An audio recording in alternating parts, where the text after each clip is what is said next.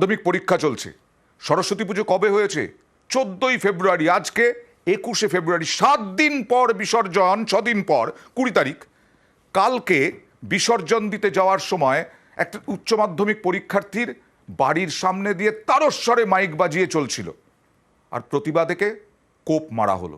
প্রতিবাদ করতে গিয়ে কোপ, কাটারির কোপ, মারধর ওই উচ্চ মাধ্যমিক পরীক্ষার্থীর পরিবারকে, উচ্চ মাধ্যমিক পরীক্ষার্থীকেও পাত্রসায়রে।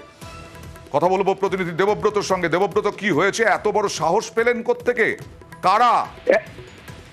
একেবারে দেখো, এই ঘটনাকে কেন্দ্র করে চাঞ্চল্য ছড়িয়েছে এলাকায়।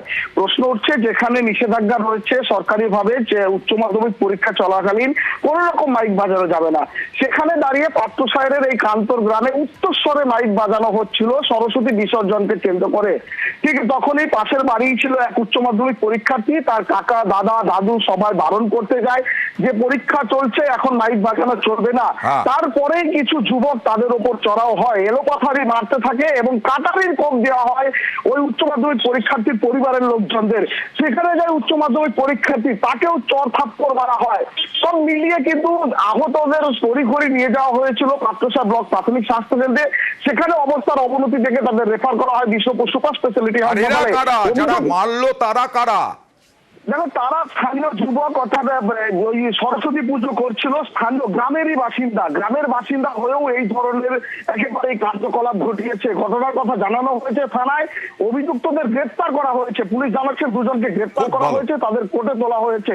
তবে ঘটনাকে কেন্দ্র করে রীতিমতো প্রশ্ন উঠছে যে কিভাবে মাইক বাজাতে পারে, যেহেতু উচ্চ মাধ্যমিক পরীক্ষা চলছে তাই বাজাতে পারে। ফুর্তির প্রাণ গড়ের মাঠ, তাই বাজাতে পারে। আর এই উচ্চ মাধ্যমিক পরীক্ষার্থীকে নিশ্চয়ই পরীক্ষায় বসার সুযোগ দেবে, নিশ্চয়ই প্রশাসন ব্যবস্থা করে দেবে। এবার আক্রান্ত কি বলছেন দেখুন।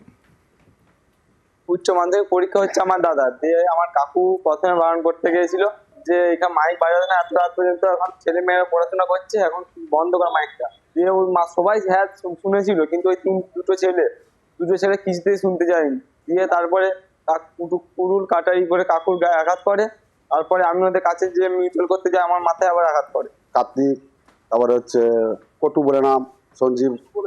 আমরা বলছি মাইকটা বন্ধ করে, বলে পরীক্ষা আছে, বলছে মাইক বন্ধ করবো না।